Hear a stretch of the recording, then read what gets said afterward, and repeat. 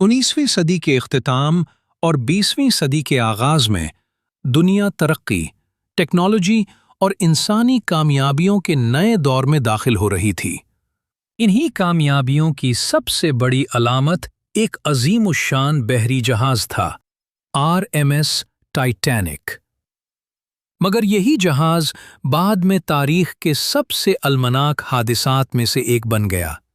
Titanic को White Star Line shipping company ने Belfast Ireland के Harland and Wolff shipyard में तैयार करवाया।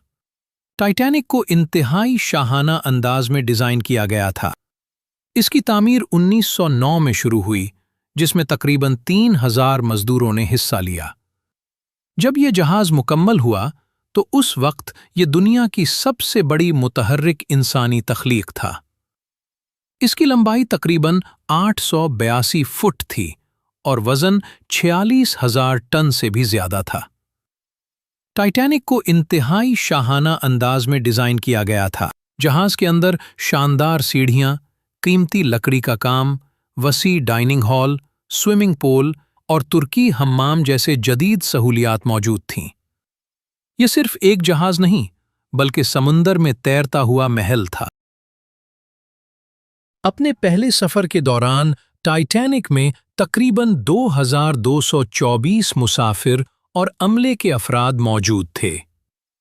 10 अप्रैल 1912 को टाइटैनिक ने इंग्लैंड के शहर साउथहैम्पटन से अपने पहले सफर का आगाज किया।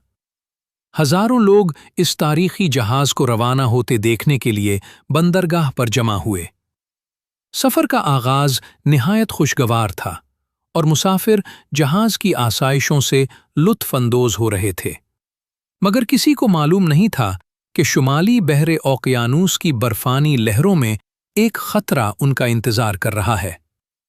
14 अप्रैल 1912 की रात टाइटैनिक एक ऐसे समंदरी इलाके से गुजर रहा था जहां बर्फानी तोड़े आम थे। दीगर जहाज़ों की जानिब से बर्फानी खतरे के कई पैगामात मौसूल हुए, लेकिन टाइटैनिक अपनी तेज रफ्तार बरकरार रखे हुए था। रात तकरीबन 11:40 पर निगरानी करने वाले अमले ने एक बहुत बड़ा बर्फानी तोदा देखा। जहाज को मोड़ने की फौरी कोशिश की गई, मगर बहुत देर हो चुकी थी।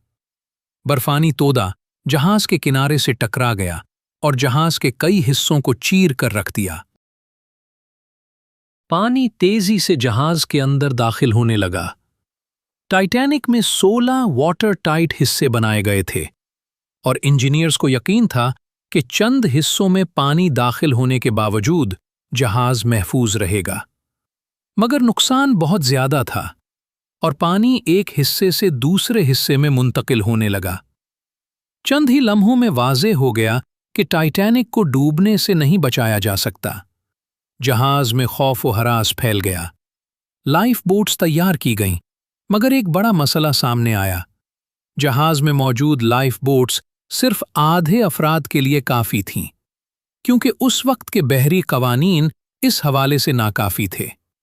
मुसाफिरों को पहले खवातीन और बच्चे के उसूल के तहत लाइफ बोट्स में मुंतकिल किया जाने लगा।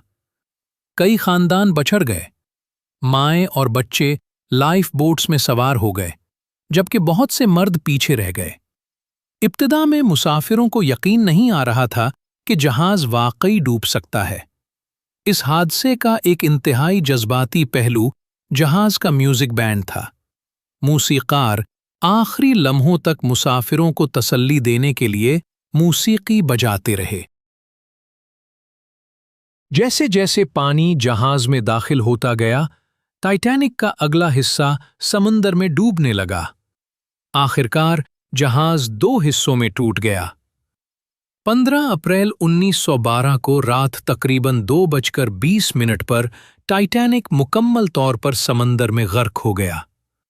समंदर का पानी इंतहाई सर्द था और पानी में गिरने वाले ज्यादातर अफराद चंद मिनटों में जान की बाजी हार गए। 2200 से जायद अफराद में से तकरीबन 1500 अफराद हलाक हो गए, जबकि तकरीबन 700 अफराद को RMS कार्पेथिया नामी जहाज ने बचाया। कई दहाइयों तक टाइटैनिक का मलबा समंदर की गहराइयों में गुम रहा। پھر 1985 میں سمندری ماہر ڈاکٹر رابرٹ بلارڈ نے اسے تقریباً 12,500 فٹ گہرائی میں دریافت کیا۔ ٹائٹینک کے حادثے کے بعد عالمی سطح پر بحری قوانین میں بڑی تبدیلیاں کی گئیں۔ ہر جہاز کے لیے تمام مسافروں کے مطابق لائف بوٹس لازمی قرار دی گئیں۔ مسلسل ریڈیو رابطہ لازمی بنایا گیا اور برفانی توڑوں کی نگرانی کے لیے انٹرنیشنل آئس پیٹرول قائم کیا گیا۔